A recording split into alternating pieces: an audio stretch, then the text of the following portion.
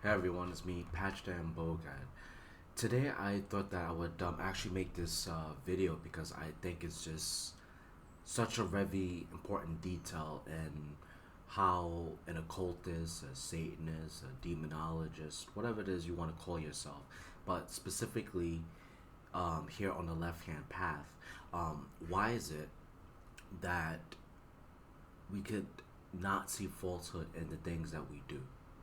I thought that would be so important to talk about. It's a very important detail. Because isn't it true that when we think about falsehood, it's obviously the opposite of what's true? And if it's the opposite of what's true, would you still represent that, even here on the left hand path? Think about it. If Satan really is a liar, the demons really are liars and they're manipulating matters, in some hidden agenda, would you still represent them? It's a really good topic to talk about, and I was going through that for about a day, and the reason being is that I looked at my own belief system here in the left hand path, and I said to myself, I know what I got myself into in the left hand path, and it's not perfect, not one bit. But for some reason, my mind kept on going back to this being the truth for me, something that I could look at, hold on to, and believe in. But then something happened. And what I mean by that is, as I was thinking and trying to process the whole idea that the left hand path is true to me, I was also simultaneously thinking about the falsehood within the left hand path or my personal gnosis. Now, is there any falsehood within the left hand path? Would be the next question. Well, I like to begin this discussion by simply saying it's a self falsehood. So, in other words, when people come out of the right hand path religions, these mainstream religions, they still have left over, let's say, residue, teachings, indoctrinations from their mainstream religions, and they may linger. You may deprogram yourself from all the indoctrination, and here you are in the left hand path, and it may be years, like myself, years in the left hand path, but then there may be something lingering, and that's what happened to me. I come from a very fundamental background, Christian background. It is as fundamental as it gets. It's strict, and the so-called Bible, this holy book, is so inerrant it cannot be, fought by no stretch of the imagination. So I looked at my path working now in the left-hand path, and I came to this acceptance that it is not true based off of my past belief system, because it was still lingering. Because when I hold on to something that is very dear to me, that is precious, it's automatically inerrant. It's automatically perfect. But those who are listening could see the fault in that already. And you can see that it's just a spiral of fuckery from there, so to speak. And what I mean by that is I like to compare that to relationships. Even though it's romantic, but doesn't always have to be. You could even have a relationship with your so-called holy God, or even the demonic divine Satan. But you know what? We're going to focus on it anyway because I still feel it's one of the best examples to really come to a proper understanding. Isn't it true that whatever relationship you have, it's not perfect? You may love the person in a romantic way, or you just admire the person for what they stand for. Like I myself, I admire Satan. He's like a hero to me. He's like an older brother to me. I admire him deeply. I revere him. You know. But does that mean that as you love that individual, you revere that individual, that they're perfect? Interestingly enough, we know that's not true, because people that come with the mindset that their institution, their relationship, or whatever have you is perfect, they're going to be woken up to a rude awakening, and it's not going to be really good. It's not going to bode so well for you. So, in other words, the philosophy really is there's bad apples everywhere. But remember, um, as I continue on, I come from a very fundamental background. So my religion took centuries. Even when I was a Christian at that time, they spend most of their time telling people what not to do, even though they do it. So the Bible is inerrant. So, in other words, they spend also a lot of their time doing nothing but word salad. You know, they're not inspired by God, but they're guided by God. So, since even at that time, I'm thinking to myself, well, it's still inerrant, and the leaders of this religion is telling me so, so therefore it is true. But if you're like me, and the gears in that head starts to move, even when I was having all those presuppositions in the religion, I knew that was full of shit. Because that within itself calls out so many fallacies. Because something that labels itself as absolute truth, it doesn't need to lie. And I repeat, something that says that I am absolutely true does not need to lie. It doesn't need mental gymnastics. It doesn't need none of that. Not at all.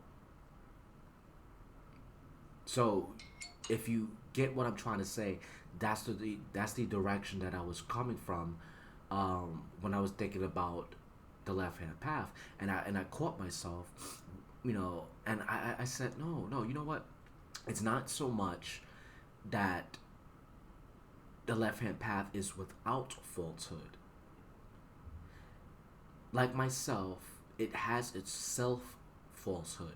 So, in other words, if there's something that's lingering inside your mind, you're coming from a mainstream religion, there's going to be some part of you, even if it's just a teeny little bit of it, it's going to have some sort of confrontation with your current belief system, even on a subconscious level. But it's just only recent that it has risen from the bottom, and it just risen all the way up to the top to my conscious, and I'm able to look at it and analyze it. And it took me quite some time to really analyze it, but we want to be careful as we do that, because as you look at these falsehoods, see, the problem with that is if we're not trained enough, we could definitely and indefinitely allow such falsehoods to keep us trapped in that domain. So, in other words, you may see yourself out of the left-hand path because of your prior belief system, because it wasn't really distinguished, focused on when you was coming into the left-hand path. But as long as that you work at it and you really try to tweak it out and you want to find reason, then you could find the solution. Hence, I probably said this in my other videos, but I remember doing shadow work, and my shadow side helped me to appreciate, to trust Satan, and do not fear him. And I thought that was very apropos, or it's so relevant, and it's in connection to what today's video is about, because my shadow self, which I envelop, not change it, but to envelop within it, gave the perfect answer. And the perfect answer is exactly that quotation that my shadow self just told me. And it makes a lot of sense, because you need to trust Satan or the particular patron you're working with, because without trust, then obviously you're going to be focused on too much of the falsehood. It's like someone like myself. I didn't really trust Yahweh or the Bible, so I kept on seeking for answers that this religion could not even provide. So I'm looking at outside information because I didn't really trust it. And then what happened? Sooner than later, I left. But this time around, I could trust Satan for what he says and what he does, because you know why? He never claimed that the left-hand path is absolute truth. There is falsehood. If there is falsehood, it's most likely a self-falsehood that you carry on from birth or whatever have you. But I respect that from Satan, because when I look at this bigger picture, it makes me appreciate why I do the things I do. It's like a self-discovery. It's like the longer you are in the left-hand path, you learn about yourself, then you learn about everybody else around you and all other religions. Isn't it interesting? And that's what today's solution helped me to appreciate when it comes to falsehoods. So summary number one: falsehoods could keep you down, and it could also kick you right out of whatever it is that you're really into. And then number two, it helps you to also appreciate that when you think about falsehood, if you don't really sit down and do that shadow work, and you don't really trust what your inner self, that shadow side, is trying to shed light, which means a solution to what your problem is, then it's like you're just going to remain in that state of mind. And it's really up to the individual if they want to stay or go. I'm not the one to tell someone that I'm more satanic because I'm on YouTube and I could produce these videos. That's not my job to do that, not by a long shot. But I can rightfully say that if someone really does love you, they love what they do, then they will look at the imperfection, they will look at the falsehood, and then they will try to work it out. They won't just leave it alone and then walk away, have it untamed, and just keep it fertile. It's You're gonna work it out. Believe me, if you really, really, really do love the individual or that particular belief system. And that's why I wanted to make this video, because that's something that I thought I could really share because it helped me out a lot. Hopefully it could help you friends out a lot as you listen to this video, because if you have any doubts within the left hand path, you're worried, you have this anxiety, please don't fret. First of all, it's normal. It means you're human. It doesn't mean that Satan doesn't want you or the patron that you're working with. It just simply means that you have to work through it.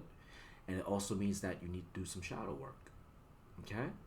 So with that said and done, I love you all.